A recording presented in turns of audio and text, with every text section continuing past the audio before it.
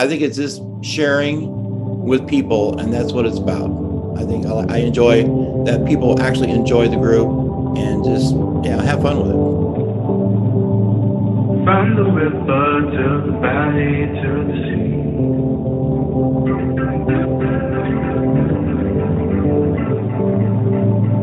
All the places, all the people that you can meet. Welcome to the Mississippi Valley Traveler Podcast.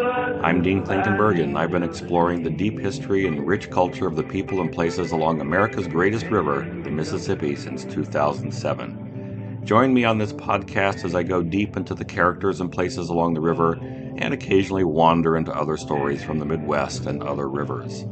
Subscribe to the series on your favorite podcast app so you don't miss out on future episodes. You'll find the show notes at MississippiValleyTraveler.com/podcast. And while you're there, take some time to explore the rest of the website. You'll find a lot of stuff about the Mississippi River, and you can even download some free content. And now, on to the show.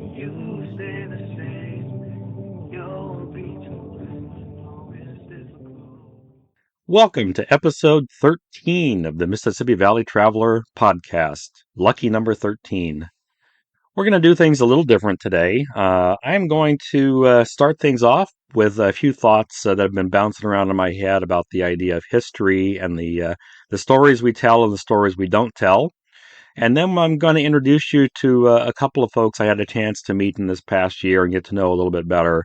A couple of people who have a special connection to the Mississippi River. And one of them had such a strong connection, he founded a Facebook group to showcase pictures of the river. The other was inspired to write poetry.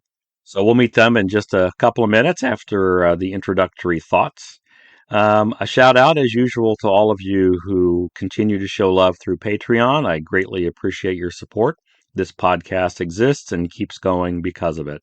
And now let's get on with the show.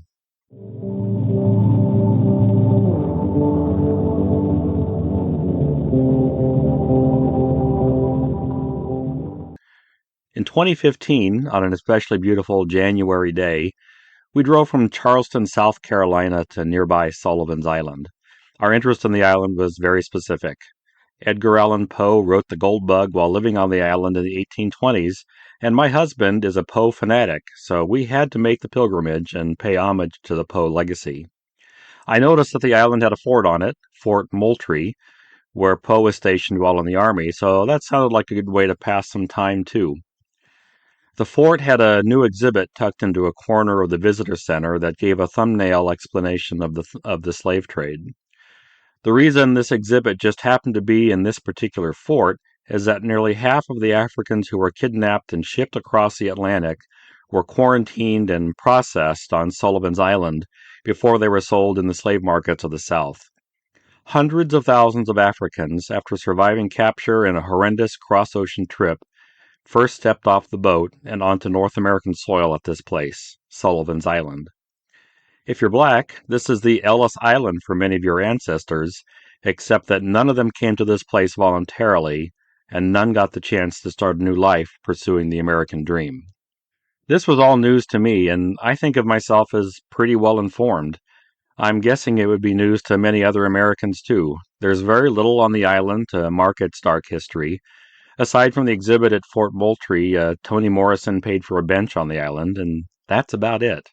At least back in 2015, that was about it. Maybe they've added more markers since then. This got me thinking about the hidden history all around us, all the people and events that we've forgotten about or whose lives were never recorded, or maybe had their experiences erased. The ancient civilization that we call Cahokia today was nearly forgotten, is in fact still poorly understood, in spite of their remarkable achievements. A city of perhaps 20,000 residents, complete with suburbs and an immigrant community near the river, as well as advanced science and agriculture. They were nearly completely forgotten in part because they built with materials that were readily available to them, but not all that permanent. Dirt mostly. If their city had been built with stone instead, they'd have been a lot harder to forget, like the Mayans or the Aztecs. In the last few years, we've identified the footprint of another big city, which was called Etnazoa, or at least that's what the Spanish knew it as, and it's near today's Arkansas City, Kansas. It was home to thousands of people as well, probably for centuries before its history completely disappeared. There were many other civilizations along the Mississippi River and in the Americas that came and went and left few tangible reminders behind. The invention of ground penetrating radar technology called LIDAR has opened our eyes a bit to how much we've missed. Dozens of new Mayan village sites have been identified in Central America, for example, as well as some long forgotten villages and places all over the world. Along the Mississippi, many of the other people who lived along the river in the past 10,000 years have long ago been forgotten as well, except for occasional reminders of their presence, like an ancient spear point or a mound that we discover. Still, even with these objects, we know very little about the kind of lives that they actually lived. Sometimes cities and civilizations simply fade away and there's no one left to tell their stories. Sometimes, though, their history was actively suppressed or destroyed. Diego de Landa, a Franciscan priest based in Mexico with the invading Spanish army, is known for his descriptive accounts of Mayan culture. He's also, though, responsible for destroying many of the Mayans' records of their own history. In 1562, he ordered the destruction of thousands of Mayan statues. When he was presented with books that the Mayans had written themselves about their lives and culture, he ordered them burned. He considered the statues and books sacrilegious to his Christian faith. Jesuits in Canada destroyed thousands of birch bark scrolls for a similar reason, erasing centuries of knowledge documented in them by the Ojibwe people. Some history is lost to us because the lives of many people just weren't documented. After Europeans arrived in North America, the vast majority of people left little of note about themselves. Genealogy is one of my hobbies, which shouldn't surprise anyone given my interest in history generally. And I have quite a few ancestors I know a name for, and maybe where they were born, married, and died, but really not much else. I know little about their daily experiences, what they thought or felt about the world around them, what they wanted for themselves. But at least I can find a name and some dates for many of my ancestors. For African Americans today, the search to find an ancestor often ends with that person who was freed after the Civil War. Few can go any further back than that, because the lives of enslaved people weren't worth documenting, except maybe in a bill of sale or a will. I know the names of the countries most of my ancestors emigrated from, and many times I've been able to identify the specific town where they had last lived. I traced one branch of my family to a small town near Stuttgart, Germany called Kolberg, and I was able to follow several lines of ancestors back to the 1600s. Few African Americans in this country will ever know what contemporary country their ancestors came from, much less the town or village. One of the reasons I like learning about history is that it helps me get out of what I kind of consider my present perspective. I see the world as it is today. I can't help it. That's what we all do. But it's also sometimes way too easy to assume that the way we see things today, must be the way things have always been. It's just way too easy, maybe part of our nature to do so, and to not really take the time to try and understand why things that we see today are the way they are. Did you know, for example, that the idea that breakfast is the most important meal of the day doesn't come from science or any kind of study, but from a marketing campaign? I love breakfast and breakfast foods, but you'll be perfectly fine if you skip breakfast, like I do now. History can be hidden for many reasons: neglect, ignorance, or perhaps out of shame. After traveling around the Southeast and hearing very few stories about the history of African Americans in a region where a large percentage of the population is black, it's hard to believe that that state of affairs is anything but intentional. After all, stories and markers about black history before the Civil War would most often tell of incomprehensible acts of cruelty, and the descendants of many of those people who committed those heinous acts live near or very close to the descendants of the people who were victimized. Now that's an uncomfortable history to reckon with, which makes it that much easier to ignore, especially when the people who write the books and erect the markers don't want to confront the reality of their ancestors' choices. The monuments and markers that we choose to erect are usually just the ones we want to hear or believe. And even when we all agree that a certain person or event is worthy of being commemorated, a unanimity that rarely happens, of course, we want to present a neat, inspiring story. It's hard to explain the nuances of a person's life and the context they lived in on a 100-word plaque. And when those sanitized versions of a human being's life are around long enough, attempts to round out that history are often met with fierce resistance. It took us quite a while, for example, to talk about the fact that many of our founding fathers owned human beings. And it took even longer to acknowledge the fact that one of the most famous of them, Thomas Jefferson, had a sexual and maybe emotional relationship with an enslaved woman at his plantation. I think about these issues a lot because I want to tell stories too. But I keep noticing how, when it comes to the Mississippi River, we tend to pass around the same tales. Many of them are good stories, of course, but I'm surprised at how often many of the important details are wrong in these stories, or that maybe they didn't happen at all. Of course, we need to talk about Mark Twain and the steamboat era, but that's just scratching the surface. We do ourselves and the river a disservice by not going deeper and broader. There were a lot more people connected to the steamboat trade than pilots and gamblers, and we need to hear more of their stories if we want a better understanding of the era. But we also need to get the stories right and quit passing along bogus stories. If you've read my books, you know that I try to do that.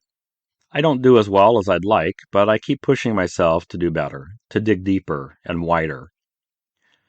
A few years ago, I wondered how much we knew about Dred and Harriet Scott. Sure, we know a lot about their fight for freedom, as property fighting for self-determination, but what do we know about them as human beings? While in many ways they are the best-known black people of their generation, it turns out we really don't know much about their humanity. A couple of books, Ruth Ann Hager's Dred and Harriet Scott, Their Family Story, and Leah Vanderveld's Mrs. Dred Scott, added some depth to what we know about the kinds of lives they led. If you want to know what I learned about them, check the show notes for a link to a post I wrote a few years ago that stitched together what I pieced together about their lives from reading these other books. In short, the books shed some light into their families and where they lived, but it's a history heavy with dates and names, but with few quotes or insights into what they thought and felt. Much of their lives, two of the most important people of 19th century America, remains a mystery to us. I keep hearing folks say that the Mississippi is full of stories, so let's prove them right. Let's get beyond the usual stories told in typical way about the same people. Let's go deeper and wider. In this episode and others coming this year, I'm going to take a couple of small steps in that direction. To tell stories that go beyond the usual, to go deeper and wider, and see what we can learn from hearing from people whose voices we don't often hear. I'm going to start by introducing you to a man who created the extremely popular Mississippi River Photos Facebook group, and let him tell you why that group and the river matters to him. And I'm also going to introduce you to a guy who grew up in New Orleans whose time along the Mississippi inspired poetry and some deep thoughts. I'm looking forward to sharing their stories with you. And if you've had an experience where you bumped into some hidden history, maybe in your town or region, or even in your own family, drop a comment in the episode notes or go to MississippiValleyTraveler.com/contact and send me a note describing what happened. I'd love to hear about it. And now, on to the interviews.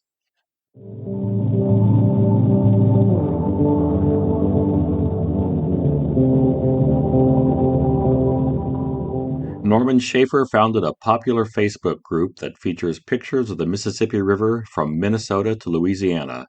Close to 150,000 people follow the page, and many of them regularly contribute photos.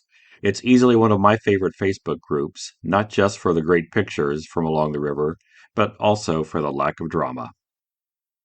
Welcome to the podcast, Norman. Hello. So it's a pleasure to have you on the podcast today. And I just wanted to have a few minutes to get a little background, learn a little bit more about this amazing Facebook group. Tell me how you started doing this. Well, it goes back to 2014. I think in July. It was my very first Facebook group I started. It was on the Mississippi River, and during that time there was flooding. So it was initially called Mississippi River Flood Photos. And then after the flood, a few months later, it went away. And so the group kind of didn't do much because the flood was over. So I changed the name and took out flood.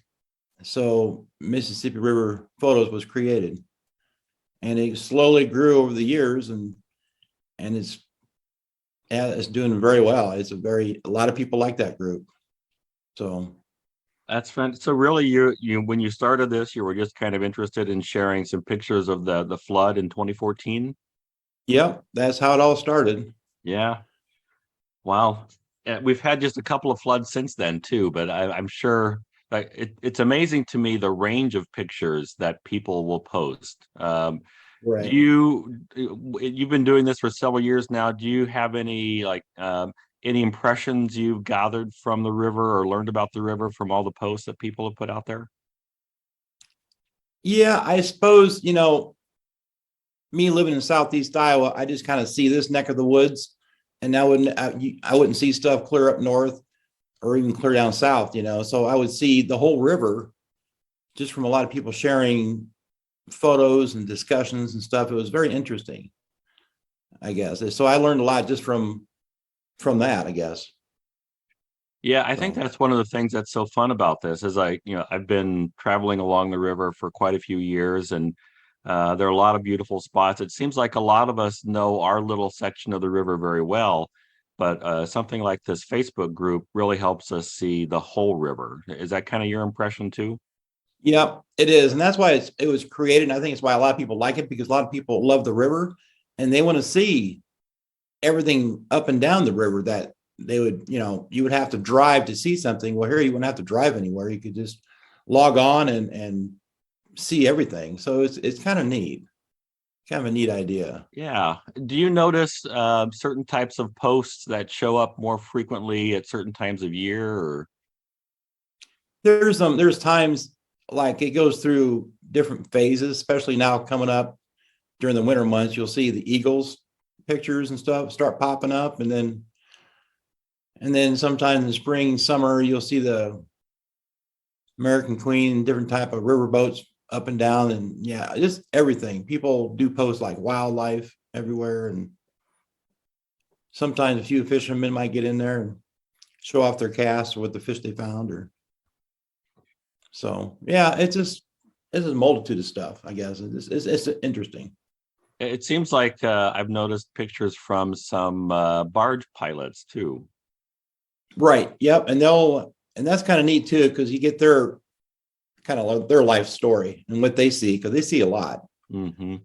So it's interesting. You'll get those people on and just everybody. And it's a really good group, because not to say everybody's a river rat, but everybody just gets along for the most part.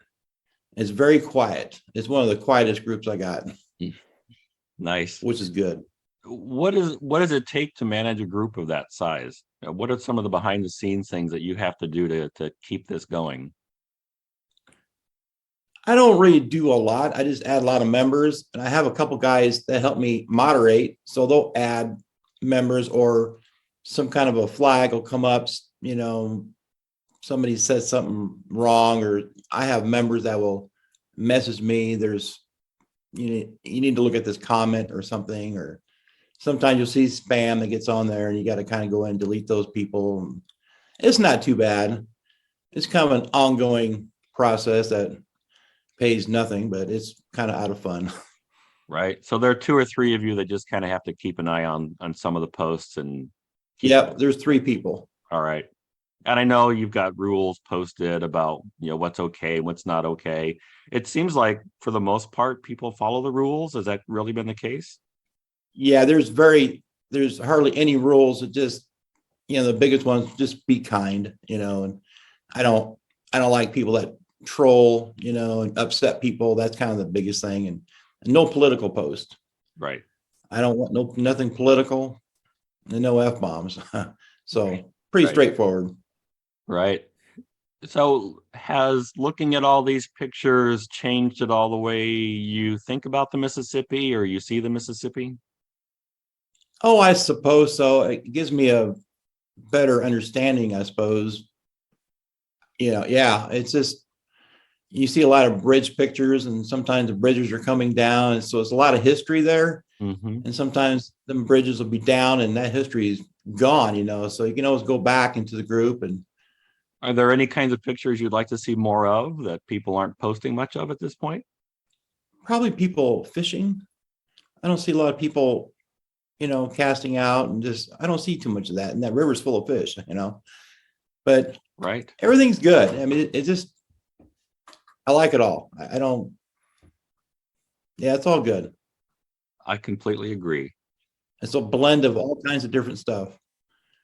So you grew up in Southeast Iowa, close to the river. Did you spend much time on the river or along the river when you were growing up? Not so much. I had some friends that would go on the river, and I would tag along sometimes. Not a lot, but a little bit. But my current job is on the Mississippi River, so I see it every day when I work, I suppose, for the past 30 plus years. So I don't know, I just see it and think about it, and I'm always looking. Right.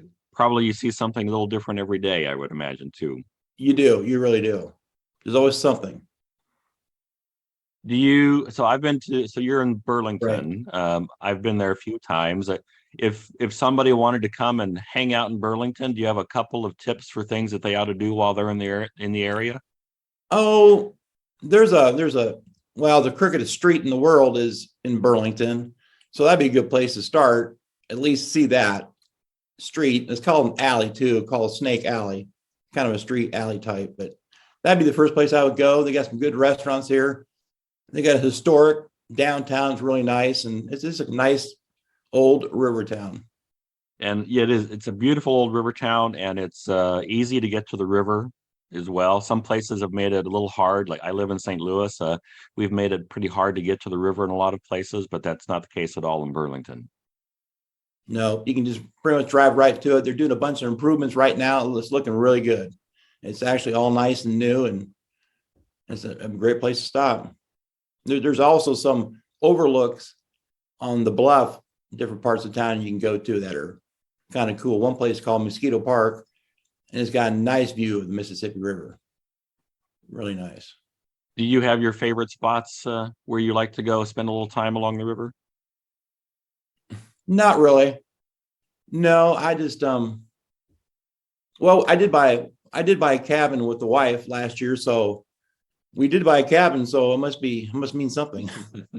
So it's kind of our getaway place, and we actually really enjoy it. Yeah, I remember. Nice and quiet. Oh, go ahead. It was nice. It has this nice, quiet place to go, so we love it. I remember there's an island, I think, just a little upriver of Burlington, where there were quite a few cabins. It seems like that's in that part of the Mississippi. There's still some cabin life. Oh yeah, there's a lot of cabin life. There's up north and south of, yeah, up the river and down the river and Illinois side. There's a bunch of cabins. Yep. A lot of people they like their river life, their cabins. Hmm. It has challenges, I suppose, you know, with the flooding is probably the biggest thing, but you always go back, you know. So That's it. We always go back. Well, is there anything else you'd like folks to know about the Mississippi River Photos Facebook group? oh, not really. I guess just enjoy it. The group was created. I get nothing from it. I get $0. I get nothing, but I think it's just sharing with people, and that's what it's about. I think I enjoy that people actually enjoy the group, and just, yeah, have fun with it. Fantastic. Well, thank you so much for your time. I know this was a little bit of work to get this set up, and I really appreciate the chance to talk with you about this. Well, thank you for the invite. If you want to know more about the Mississippi River, check out my books. I write the Mississippi Valley Traveler guidebooks for people who want to get to know the Mississippi better. I also write the Frank Dodge Mystery Series that is set in places along the Mississippi. My newest book, Mississippi River Mayhem, details some of the disasters and tragedies that have happened along Old Man River. Find any of them wherever books are sold.